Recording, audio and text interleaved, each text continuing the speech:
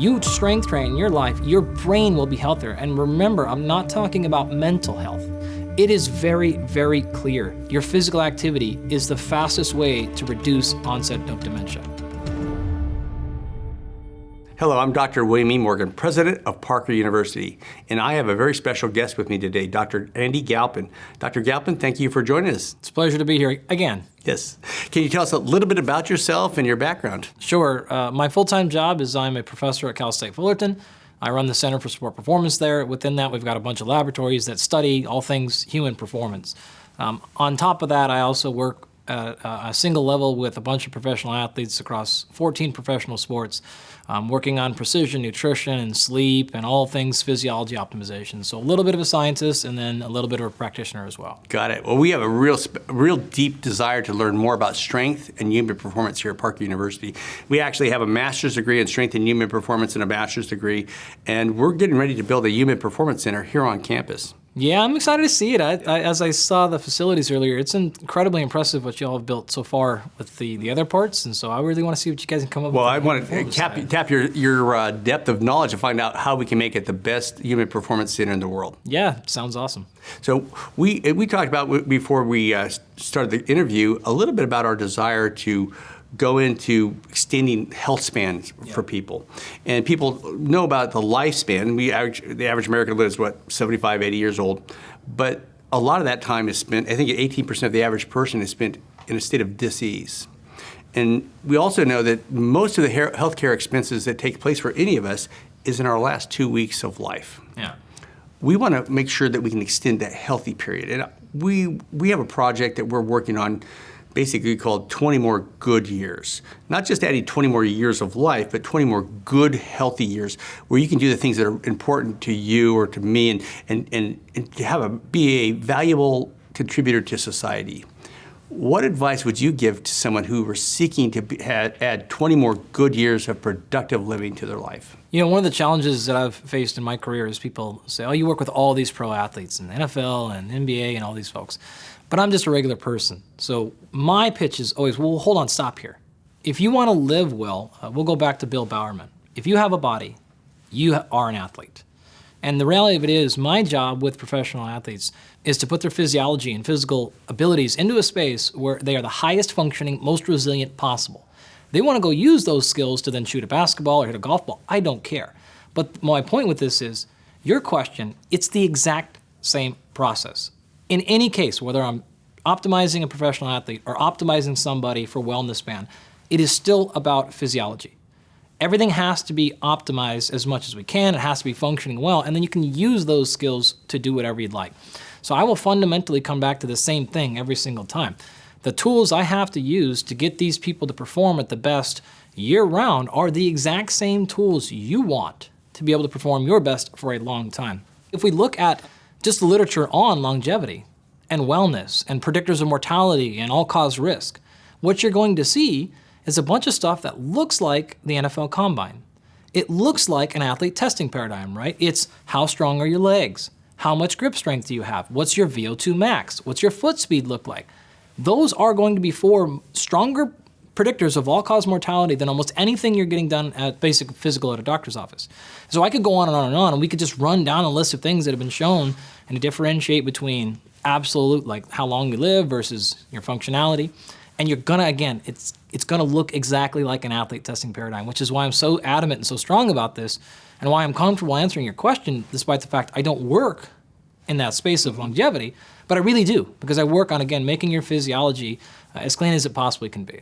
I think you've also talked about training for old age, and you need to include strength, power, which may be different than strength, speed, aerobics, interval work. How would somebody train now to prepare for a successful life in geriatrics? Yeah, the reality of it is, again, when athletes come to me, they say, hey, put me in the position to perform on whatever skill I need to perform. And then I have my skill coach, right, and do that. So it's the same answer, is why.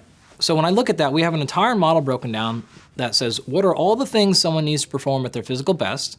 And this would include mental, right? Mm-hmm. So it is your physical abilities, but you have to be happy and connected and sort of all those things. So that model is all built out. It's the same model for longevity. And so what it looks like is things like this. Number one, you mentioned you have to actually be fast, right? Whether you're talking a sport application, but why do I have to be fast as I age? Well, we have to be able to do things like catch ourselves from a fall. And that requires putting your foot out in front of you really quickly, and then having not only the speed to get your foot out in front of you, then having the eccentric strength to stop yourself from actually landing. If you look at the research on what happens when you break a pelvis after the age of 65, it is almost a death sentence. It's very, very, very problematic. So you absolutely, especially post 65 years old, the number one thing you have to do is not fall. That is critical thing number one. Do not have a fall injury. So when we figure out why are people falling, you step all the way back, and the very first thing is speed. Now, akin to that is balance. So you don't want to lose your balance in the first place to have to put your foot out to catch yourself in the second place. Same thing. You think I don't have to pay attention to balance in an athlete? Even in a golfer, right? We have to pay attention to where is the balance, where are you shifting, right? You could pick your sport. Our boxers, or MMA fighters, all of them, right? Balance is an issue. And so we're definitely going to assess balance. Well, why do you lose your balance? That's going to come back up to vision, right? So there's a large part of that too. So we're going to look at your vision. So this whole thing is going to get walked out. And so if we look at it from that perspective, can you interpret what you're seeing, right? Then do you have the nervous system connection to identify where you're at? That's called proprioception or balance. So we're going to look at something in that realm. Then we're going to look at, do you have the foot speed, the hand speed to put things out in front of you to stop yourself from a fall or to throw a ball? Same thing, then different task, same physiological demand. Then we're going to move up and say, do you have the strength? You want to look at things like, again, just overall walk into a medical office and you can get blood work done, you can get your blood pressure checked, you can have any scans you want. I can also put you on a leg press machine. And by that metric alone, I'm probably going to have a stronger predictor of who's going to live longer with nothing else in mind than just whose legs are stronger. And there's a bunch of reasons for that, but just some very quick examples people don't think about. Things like, one of the things happens is when your legs get weaker as you age, you tend to stop being active. Because just going up the stairs becomes now 80% of your 1 rep max, or 75%. It becomes a very difficult task. And so you tend to not take the stairs as much. And so you tend to not go out as much. You don't take that trip. You don't choose that activity. Yeah, I'm going to sit this one out, sort of thing, right? So your basal physical activity just starts coming way down. So overall fitness and activity levels and caloric expenditure, and that whole cascade just comes down. You also start losing all the physiological benefits that come along with exercise and elevated heart rate. All kinds of things we can go on. So something like that is not just about, again, performing better in a gym or being a better athlete. There are physiological health consequences that come with having weak legs. Grip strength is the same thing. You don't want to carry your groceries. You won't want to pick the thing up. You won't want to take that flight because you know you can't put your luggage overhead and you know you're going to slow the whole thing down. One thing that's very clear, if you look at folks that are even younger, but this is actually the same with older individuals, when you feel like you are a drain on society, bad things happen. And what that means is, from a younger perspective, this is highly associated with things like suicide prevention, right? You feel like you're a pain in everybody's butt. Same thing happens when you get older, right? You don't want to do that thing because you're like, I'm going to slow the whole line down. Everyone's going to be waiting on me. And like, I don't want to be such a drag on society. So you just withdraw. You start staying at home. Now, while you're staying at home, you lose social connection. Look at the research on importance of social connection, because you're not around anybody. You're not doing anything. You're not producing. You have no purpose, which is another one. All these things I'm saying, by the way, are independent little flags. Just Google research on purpose and longevity. Google. So these are key words I'm saying here. All of this stuff, by the way, is the same for athletes. If they feel like they're a drag on the team, it's a problem. If they feel like they don't have a purpose and know why they're playing or what their role is, it's a problem. I'm literally going to repeat this 7 or 8 more times over the course of our thing, but it's literally the same model. And we could go on and on and on, like through the physical stuff, but you're really trying to say, can you perform with whatever task your body needs to perform? And that's going to require some physical demands. It's going to require the ability to feel like you're doing the right thing. And then I could summarize all that up by saying there are 3 things we really care about from an athlete perspective, and I would argue it's the same thing for longevity, and that is, do you look good? That is whatever it is to you, right? Some people want more muscles, some people want less muscles, some people are different shapes, it doesn't matter. But are you happy with the way you look? Great. Do you feel good? Do you have the energy you want? Are you tired? Are you in pain? Are you not in pain? Do you have everything? But whatever it is you want to feel, do you feel that way? And then do you perform well? So we say this in sports, look good, feel good, play good. I know my grammar's off, but you get it, right? Play good just meaning, again, can you execute the things you want to execute routinely? Whatever it is, at work, in your family life, is it your working memory? Is it, can't feel like I can walk my dog without risking falling, whatever it is. If you can look the way you want to look, feel the way you want to feel, and perform the way you want to feel, you're going to live very well for a very long time. Very good. That's you had a lot to unpack there. That was Sorry, great. I went over. Obviously, you've thought about this a little bit. That's good. Yeah. So that's exciting. And you're friends with Peter Attia, who's read the book Outlive, and his book he talks about there is like he spent so much time studying, how to live longer, but then he had to ask the question because he got in his book he's very self-reflective, and at one point he became very miserable. Like, do I even want to live longer? Yep. I'm at the age where most of my friends are retiring, and I see some of them becoming toads, and they're becoming one with the couch. And throughout my career, and I've been in practice for 40 years, when I see people retire without a higher purpose, bad things happen. And I've told people for years that you should never retire unless you have something more important to do, that sense of purpose. Yeah, I agree so much, but you don't have to take my word for it or your word for it. Do a very, very quick Google search or research on retirement and death. You'll immediately stop any desire to ever retire. I'm there already. So 20 more good years.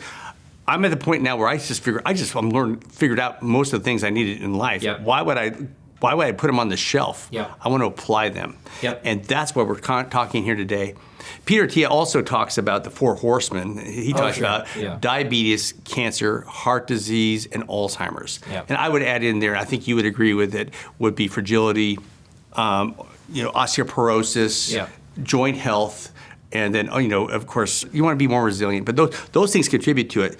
There's a point that we had one of our speakers yesterday was almost killed in a left-sided car accident, and Peter Attia talks about that in his book. That just look left. Look left. Well, Sure. If you don't have a range of motion, you don't look left. You don't back up. So joint health is something I would add to this. As for my profession, is we want to make sure joints move freely. That you have a full range of motion. If you can't look to the left, you're much more likely to miss the car that's going to hit you there and kill you when it hits you. And that's where most fatal accidents happen, from not looking left or going out too soon. And it's with a distracted society, we want to make sure that is not the case. Yeah, if you just take all 4 of those things that Peter talks about, you could make a very strong argument underneath all 4 of those. The leading cause of most of those, outside of things like early onset Alzheimer's, which is genetic, right? Can't do anything about that. Bad roll the dice. Nowhere. Everything else, though, is going to be on a foundation of physical health. Right? It's a foundation of physical health. You talked about an accident example. Can't turn left, right, whatever. Going to get in an accident. Sure, great. But look at cardiovascular disease. The number one way to prevent that, again, outside of the genetic components, the things that are within your exposome or your control, it's going to be physical activity. If you aren't doing it, or every time you do it you get hurt, or you're in pain, so you're not doing it because you're in pain, it's the same sort of thing. So having the skeletal muscle system healthy is an absolute requirement to getting any of those things. Let's go even further. Let's go dementia onset. You want to go to Alzheimer's, look at the research on that. This is really clear from a colleague of mine produced a really nice review paper a couple years ago, Tommy Wood at the University of Washington. It is very, very clear. Your physical activity is the fastest way to reduce onset of dementia. And there is actually, we have a paper in review right now from the NHANES database, national databases, showing the first ever direct causal connection between strength training and brain health. Now, this has been talked about before. People can do things like you physically exercise, things happen to your brain, but this is the first piece of information directly connecting the fact that you strength train in your life, your brain will be healthier. And remember, I'm not talking about mental health, happiness and depression, although that literature is strong. I'm talking about the physical health of your brain and a reduction of the onset of things like dementia. And that data is really, really clear. In that paper, he actually outlined kind of all the different things you have to do. Exercise is not the only one. Strength training is certainly not the only one. But that's more to your point of what you're saying earlier. If I can't move because I'm in pain or because I'm just not doing it, I have the accident issue. I have the cardiovascular issue. I have the brain issue, right? I have now diabetes issue, right? What is the main way that you handle and manage blood sugar in your body? Skeletal muscle. Skeletal muscle is the major depot for that stuff. So I'm not saying that if you have enough muscle, you'll never get diabetes. That's clearly not the case. But that's a very important factor. It's the primary place you're going to manage blood glucose. So it's the primary stop to go in the management of that. Obviously, I'm biased. Not only a physiologist, but I'm a strength training physiologist. So I'm looking at that research and we also know that if you're obese at middle age, you're twice as likely to get Alzheimer's, even if you lose the weight. 100%. Yeah, you're paying the price of that. The best time to treat Alzheimer's is 25 years ago. Totally, right? But the second best time? Now. Exactly. Very good. That's good. We're in one accord with that. So with it, you again, you're unpacking so many valuable bits of information here. I want to hear more about muscles, strength training, and brain health. How, because we know from joints, if I adjust or manipulate your ankle, it's affecting your brain. Yeah. And if I work on, we see it in the spine that there's something called reflex inhibition that takes place if there's dysfunctional joint. And that's pretty much what we're after, is to overcome that reflex inhibition to have muscles react healthy, in a healthy manner rather. But tell us more about how strength training helps make the brain more healthy. Yeah, sure. So you want to think about this as going all the way back to some of the core fundamental principles in all physiology. And one of them is what's called the SAID principle. It stands for specific adaptation to imposed demand. Fancy way of saying, if you place a demand or a stressor on physiological systems that have the ability to adapt, which is all of them, then they will adapt in the specific demand. So a very easy way to think about this, look at the bone, right? So bone is not the most responsive and most plastic system in the body, takes a long time. But if you directly load bone, it responds by directly loading against the load, right? This is how you build bone mineral density. You have to actually load the whole thing, right? Push up, push down, great. You push up, push down on bone, it doesn't respond by increasing elasticity. It doesn't respond by growing sideways. It is going to respond exactly to the demand that you place on it, right? Very, very simple principle. The brain is the same way. And so when you challenge the brain to perform an activity that it hasn't done before, it's going to engage in plasticity. Now, if you want to get fancy and call this neuroplasticity, we just call it adaptation, we call it change, it's the same thing. You want to talk about it from the muscles perspective, it's neuromuscular or muscular plasticity, all the same thing. What's really fundamentally happening here is when I started off by saying the SAID principle, you can get the exact same thing with strength training. You can also get it from brain games, right? You can get it from learning language. You can get it from learning music. You can get it from learning a new task at work. Now, what's critical about that, if you're doing the same old exercise routine, this doesn't happen. Because you stopped adapting. Bingo. Why did you stop adapting? You accommodate to that. I'll use it to, if you're going to go out, lay out in the sun for 10 minutes every day, you'll get tan to a point, but you stop increasing the dose, your body doesn't need to adapt any further. So that's as tan as you'll get. You have to expose longer to the sun to get it more tan. Yeah, that's exactly right. So when you look at this actually, and this is why when you see research on folks that are even at cognitive demanding jobs, it doesn't actually give them much neural protection. Why? Because they have to be engaging in new tasks. So even though you're like, man, I'm so busy at work, I should be fine mentally. If you're actually really good at your job, even if it's a complicated job and you've been doing it a long time, it's no longer novel. And so it may not actually be giving you the same stimuli as going and doing something as silly as playing a board game or something where you're like, well, my job is way more complicated than that. But if this is a new task, all of a sudden things start changing. And so with strength training, what it does specifically to the brain is the way that your muscles contract is through another principle that says all or none. And what that really means is it's a kind of a backwards reference to saying there is a certain activation of your motor neurons that happens. So as a very quick reminder, nerves come from the central nervous system, brain, spinal cord, etc., and they go out to the periphery and connect to muscle. That's what causes a muscle contraction. But not all of the muscle fibers in any muscle have the same nerve connection. It branches and branches and branches and branches. And the way that you control movement is if I ask my hand to lift up like this, I start off by turning on the least amount of motor units. So that's the end of the nerve, and that has a whole bunch of muscle fibers that it activates. My muscle fibers can only contract with full force. I can't 80% or 75%. That's the all or none principle I said a second ago. So if I activate that motor unit, everything in that motor unit contracts at its hardest. The only way that I relegate force production is I turn on more motor units. I have to go and say, hey, turn more of these things on, so I want 50%, 60%, 70%, 80%. Because the individual ones, I can't flip them on. Mm-hmm. The analogy would be if we're in this entire floor of this building, and each one of the rooms just had an on-off switch. If I wanted to turn more lights on in the building, I can't go in each individual room and go, give me 70%. There's no dimmer switch on them. yours actually do, but imagine I did, right? Imagine it's the old day. What I can do if I want to make the building more light is I have to go to each individual room, turn more and more and more and more and more on. That's force production, that's regulation. When I am exposing myself to strength training, that is the primary stimuli that says turn on more units, because this is dependent upon force requirements. This is not dependent upon focus or balance or speed or anything else. It is really explicit to force production. And so what happens with the brain, and this is where I'm going to wrap everything up, if there are circuitries that are controlling, say, 3 or 4 of the rooms in this building that are in the corner, right? Let's imagine those as like super high threshold ones.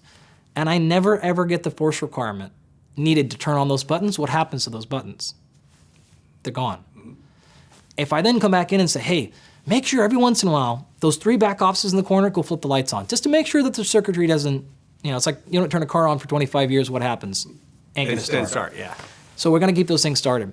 And so the strength training keeps those neural circuitries alive, which are actually your brain, right? So the brain physically says, oh yeah, keep that part alive, keep that part alive. And so the reality of it is, that's one of the special benefits, and there are benefits of all forms of exercise, but this is one of the special benefits of strength training. I used to be an endurance athlete, so I go out, I've done 25-mile runs, I've done 100-mile bike rides, pretty tired. Yeah. But there's other times I might go do 5 sets of 5 deadlifts. Definitely. And I'm exhausted. Yep. Is that what explains the neurofatigue? Is it neurofatigue that happens? There's absolutely neurofatigue, for sure. There is peripheral and central fatigue. The same thing can happen actually with more complicated movements, especially things that are when you're reacting to the external world. So this is a tennis game where you're not only producing force and you're going fast, but then you actually have to make decisions. So the sensory information that your brain had to process is higher. Because now it's not just like, hey, okay, get set up, okay, lift that thing, like a deadlift. It is now, oh my gosh, I'm reacting to the ball, where do I go, what technique do I use? So all that sensory information is still brain processing. Now made the decision, now still have to execute the action. So those things are also very helpful for brain health because they're requiring the senses to be done. Last little piece, this is also why it's important to do things in nature. Because when you look at things like exercising indoors, and it's great, but the sound tends to be the same, the lighting tends to be the same, the smell tends to be the same, and your vision pathway is the same. So the wall is always right there, the equipment is always right there. When you go out to nature, now you're hearing things you've never heard or that are different, you're smelling things that aren't there, you're seeing things that are right in front of you, out in the past, don't trip on this thing, but move over here.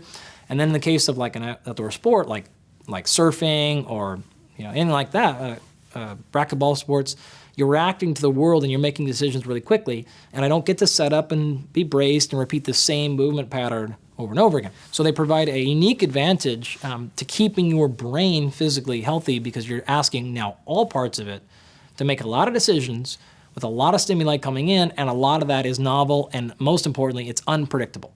I don't know when a car is going to drive by and change the sound, or a bird's going to chirp, or the sun's going to poke out through the thing and change the light in the room or not. So all that stuff is my brain constantly going, yo, what's going on? Now you want me to run? Remember my technique, keep your heel. Oh, what? Okay, now I'm getting tired. So exercising outdoors is a fantastic thing for your overall health for physiological reasons outside of the research on happiness and pleasure and getting in the zone and stuff like that. So it's a really huge win. It's good for novel experiences. Plus, we're not designed to, we're designed to walk on flat surfaces all the time. No. There's studies out of Europe that show the towns that still have cobblestones. Oh, for sure, yeah. The people live longer than the towns nearby that have replaced it with asphalt. Yeah. So that maybe it's proprioception, maybe the cars are driving slower, I don't know. Well, there's certainly the car accidents issue, for sure. But I would imagine if you accounted for that, I don't know, but I would imagine the proprioceptive need is high. So you talked about racket sports, and I recently heard somebody talk about people who tend to live longer are engaged in racket sports. Have you heard anything? I don't know those data specifically, but I wouldn't be surprised. I mean, I feel like if you go back to what I just said a few seconds ago, that probably would explain most of it. So I wouldn't be surprised at all. And sometimes they're able, because they're healthy, they're able to engage in racket sports later on, where people... you have the psychology of it as well. So if you're engaged in a racquetball sport, you're almost always interacting with another human. So there's social connection gets tacked onto that, where you probably have the opposite of social connection if you're exercising in a gym, because most people go in there specifically trying to not talk to people, and they put headphones in and they actually don't engage in the world, which is fine. That's how I trained too a lot of the times. But that piece would probably add to the pie as well. So there's some studies that show that with more muscle mass, we're more healthy. And I've heard you say that it's actually strength. Yeah. And we know, you've seen bodybuilders who are big muscles that were going out for a pump, Yeah. versus someone who you might see a world-class weightlifter who doesn't look as muscular as a bodybuilder, Yeah. but they're able to get more fibers to contract in uniformity Yeah. than the bodybuilder can. Can you address that at all? Sure. I would absolutely make a strong case that if you want this longevity and wellness span, that muscle function is more important than muscle size. And we would say the same thing. This is actually the equivalent of the VO2 max stuff. So this is an area of research that the exercise scientists like myself have been aware of since the late 1980s, early 1990s. A lot of Steve Blair's early work out of South Carolina became very clear. And so me coming up as an academic, I just knew right out the gates VO2 max was going to be a huge predictor of wellness, despite the fact most people weren't on that until the last handful of years. What is that? Well, VO2 max is a direct test of functionality of your heart. Now I'm contrasting this against the whole muscle size versus muscle strength thing in the sense that if you're just simply looking at the heart, you can see things, no question, right? And if there's bad stuff in there, you're going to see it. But it's not going to be as strong of a predictor as functionality of the heart. This is the same equivalence here. Muscle size gives you a picture of what the muscle looks like, but it doesn't tell you how it's performing. The performance tests will always outpace imaging, always, unless you, again, have a structural defect, right? So if you look at a heart and go, oh my gosh, we've got Septum defect. totally, of course, that is like emergency, stop the brakes right now, no. But when you look at it and go, well, we don't see any major defects, then where do you go from there? You have nothing to go off of, right? And that heart may or may not be healthy because it may or may not function well at all. And so when I say more important than imaging, I'm not referring to like clear cases of... Yeah. If there's pathology, you're going to doubt pay attention to that. But when you're trying to predict things based upon, we put a tape measure on you, that's not what we're after. We want strength. Well, like you said earlier, if you trip and fall, the speed, it's more important for you to have the strength to stop yourself from falling down the stairs than having big muscles, but they're not strong enough to stop you from falling down the Yeah, stairs. 100%. We'll also say, if you look at, and this is another paper we have in review right now, you'll see a very clear relationship, and this is well documented, between insufficient muscle and all-cause mortality risk. So if you don't have enough muscle, your risk of dying goes up. Oh, yeah. And so once you get more and more and more muscle, your risk goes down and down and down, and this is great, right? Now, some people will advocate if you have too much muscle, your risk goes back up. But our new paper, because those are published data. They're out there a lot. You'll see most of the medical journals and medical societies are going to teach that stuff. And in fairness, that's what the research shows. But our paper in review shows that those are very faulty studies and those are very faulty data. And it's quite clear that the people that are in those databases accrued that muscle through non-physical activity, meaning what you're looking at is simply bigger people. Got it. So yeah, sure, if you have more muscle and you're also 25 more pounds in terms of body fat, what caused the problem? Well, there's, like, we look at people with arthritis. People who are obese will get arthritis more rapidly than somebody who might weigh the same amount but have a lot of muscles. Yep. So it's not the weight, it's the chemicals that are being released, the pro-inflammatory cytokines from the mental fat that's causing that. So my background, special operations, and I've worked with them. I have a son in special ops. And usually in those units, you don't have somebody who's you're not winning the Olympics. Nobody in there is winning the Olympics, but you have somebody who's good at sprinting, not great, good at long distance running and swimming. They're strong, they've got endurance, and they've got good balance. They're the full package. Yeah. It sounds like what you're advocating for longevity is a special operator type fitness. Yeah, let's add one more to that component. You have to be resilient. And I don't just mean mentally or physically. What I'm talking about is, in the case of special operators, not only you have to have all that, but then you have to be able to function on different types of fuel. You have to be able to do this thing when you had maybe insufficient sleep. You have to be able to do different tasks at different times.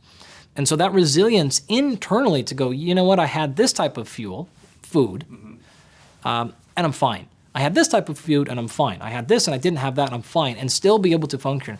A lot of what we see happen with normal individuals, when you have metabolic syndrome, when you have problems with functionality, then they feel okay as long as I do A, B, and C. But if I have D, then I get headaches, I can't focus, I get these big energy lulls. That is not somebody who's going to do well in the military, and especially in situations like that. So we call those people, again, fragile.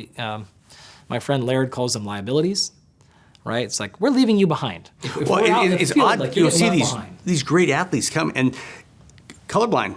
Oh, sure. Can't. Yep. Bye. Claustrophobic. Bye. You can't. I need 8 hours sleep. I could do anything out there, but I need 8 hours sleep. Bye. Gotta be gone. I can't eat. I can't go without eating. Bye. Those are things. You have very fit people who just one of those gone is gone. It's somebody who's actually, survives the cut. They might not even be the standout on anything, but they survive the cut they're able to function in spite of that. And resiliency is it. Yeah. So resiliency is what I think you're sharing with us is don't be linear, don't be singular, like don't be the marathon runner who forgoes everything else Definitely. in life and then becomes frail as they become older. Yep. In our, if you look at the way that we approach sleep with our folks, people come in and they say things like, man, I want to work with absolute rest because I want to optimize my sleep. And we're always like, are you sure? Like, you're really sure? I want to optimize my sleep. Now, I want you to be sleeping tremendous. It's the most important thing you can do. But what I actually want is for you to be a resilient sleeper. What that means is when you have a bad night of sleep for external factors, crazy thing going on at work, and it's just like, hey, great, I need you to still be able to function well. So what can you do to get the best, highest quality sleep in those factors? You got to travel, you have a kid, like something weird happens. Can you be resilient against those changes? You're not an optimal sleeper if you have to have a 4.5 hour routine and the whole environment has to be perfect. Now, I want to do those. So when we can guarantee great sleep all the time, but what we really want to do is not take you to that optimization point. The next point past that is resilient. So and you're focusing on it, and we can get a great night's sleep, but then also you know what to do, and you can perform very well when things external to your environment, things that tend to be more novel or things that pop up in real human life, you can actually still perform very well sleeping-wise. And then, of course, the next day. And that's where we want to take our folks with sleep, but that's where we want to take our folks with everything. Same thing with your food, same thing with your supplementation and your breath work and all that stuff. There's optimization, and then there's can we push it past, right? I know what to do when my situation is great and I'm at home, but can I now execute when the situation is suboptimal? Got to be careful there of being like, oh, okay, I'll just sleep less and get great at it. No, that's not what I'm saying. I'm saying life will happen, and I want to be resilient against it when those things happen, but the norm should be that optimization pattern. I do want you to be resilient, though, against change. Dr. Galpin, thank you for joining us today. Are there any last parting words you would share for someone who, from your experience and what we've talked about today, that would help someone live those 20 more highly good, productive years, maybe from 65 to 85, that you can be at the top of your game and actually maybe work if you want to do or involved in any other activity? But what advice would you give, parting bits of advice would you give? Yeah, I would say triage everything I just said, such that one thing that happens to folks is they like, man, that was all so interesting and I believe it all, but it's so much. I can't do all that stuff. I don't know where to start. Don't worry about not doing everything perfect. Don't let good be the enemy of perfect, right? Or the inverse. What I'm saying is pick one or two of those things that I said. Any steps forward you make are steps forward. Just because you can't do 50 steps, don't do 5. Just get going on something. Pick up something from nutrition. Pick up something from the physical activity. Pick up something from the social connection. Pick up something from sleep, and just make progress. And I know that this can happen because I've been a part of many studies that have done very basic strength training studies in people over 60, over 70, over 80. They adapt just fine. You have no reduced ability to get stronger, to get faster, to add muscle past age 60. It can absolutely happen. That's one area. But if you look at the other areas we talked about, again, just pick one or two things, make progress, and when you get that good, add another one, add another one. You don't have to add all of it, and don't make yourself overwhelmed. Well, thank you so very much. You've been listening to Dr. Andy Galpin here at Parker University.